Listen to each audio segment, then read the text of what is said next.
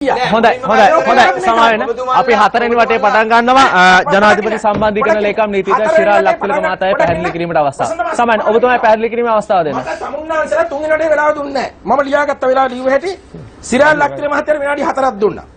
හඳුන්නැති මහතාට විනාඩි 11ක් දුන්නා. මට විනාඩි 1ක් එහෙනම් මේ බම්බුඩ සමාවෙන්න අපි වෙලාව පෙන්නන ඔබතුමා වෙලාව දැක ගන්න. වෙලාව මට දැක්කේ කොහමද හතර වෙලාව දුන්නා. මට දීලා සමුන්නාන්සලා මේකද අපි ගෙන්නන්නේ. ඔබතුමාලට විනාඩි මෙතන මේ රාය 12 වෙනකන් ඉඳලා මේ බණ අහලා යනවා මම යනවා. ඔබතුමාට අපි ඒ ලබා දෙන වෙලාවම දුන්නා. මෙතුමාලට ලබා දුන්න සමාවස්ථාව දුන්නා. මගේ වෙලාව.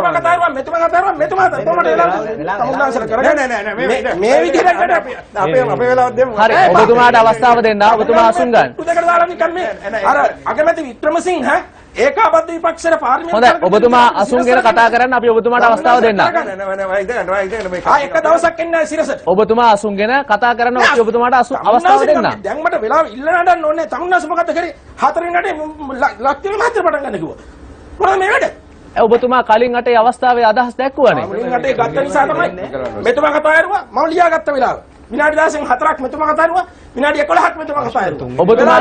ඔබතුමා කියන්නේ මොන වටේදීද? සමාවෙන්න මන්ත්‍රීතුමා ප්‍රශ්න වහන වටේ තියෙන්නේ මාධ්‍යවේදීන්ට. එතුමාලා ප්‍රශ්න යොමු කරන අයට පමණයි අවස්ථාව තියෙන්නේ. ඒ වටේ පටන් ගත්තේ නෑ මම. සමාවෙන්න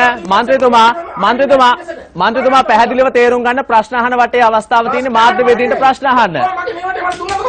තුන්වෙනි වටේ ඔබතුමාට අවස්ථාව දුන්නා සියලු දෙනාටම මේ හතරවෙනි වටේ. ඒකාබද්ධ පක්ෂවල මම එන්නේ ආයේ මේක.